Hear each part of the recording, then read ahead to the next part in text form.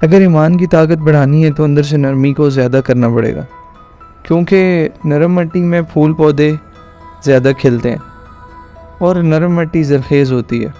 ہو سکتا ہے زندگی میں مشکل پریشانیاں آپ کو نرم کرنے آئی ہوں۔ آپ کی اور اللہ تعالیٰ کے درمیان کوئی نہیں آنا چاہیے، کیونکہ ہمیں یہ پریولیج حاصل ہے کہ ہم اللہ تعالیٰ سے ڈائریکٹ بات کر سکتے ہیں۔ کوئی امام، کوئی مرشد درمیان نہیں ہونا چاہیے، یہاں تک کہ آپ کا ایمان بھی نہیں ہونا چاہیے، کیونکہ اللہ تعالیٰ تو ان لمیٹڈ ہے اور ہماری سوچ، ہمارا ایمان لمیٹڈ ہے، تو ہو سکتا ہے ہم اس کو لمیٹڈ کر دیں۔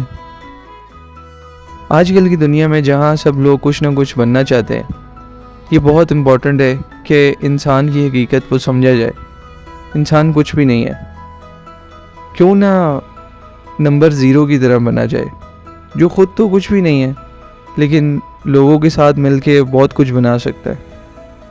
جیسے 1 کے ساتھ 0 لگ جائے تو وہ 10 ہوتا ہے، لیکن 0 خود کچھ بھی نہیں ہے۔ جب آپ اپنے آپ کو اللہ تعالیٰ کے پلان پر سبمٹ کر دیتے ہیں تو لوگ آپ کو ویک سمجھنے لگتے ہیں۔ وہ سمجھتے ہیں شاید یہ کم سمجھ ہے، کم عقل ہے، لیکن ان کو یہ اندازہ نہیں ہے کہ جہاں دنیا میں اتنی بے چینی اور اضطراب ہے، وہاں پر آپ بہت سکون میں ہوتے ہیں، کیونکہ آپ کو پتہ ہے کہ وہ پاور ہمیشہ موجود ہے اور آپ کے لیے اچھا کرے گی۔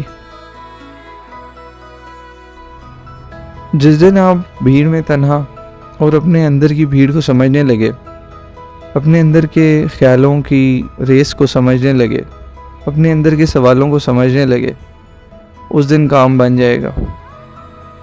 جس دن آپ اپنے اندر کے سب سوالوں کو ڈھونڈ لیں گے، تلاش کر لیں گے، تو آپ انسان کامل بن جائیں گے۔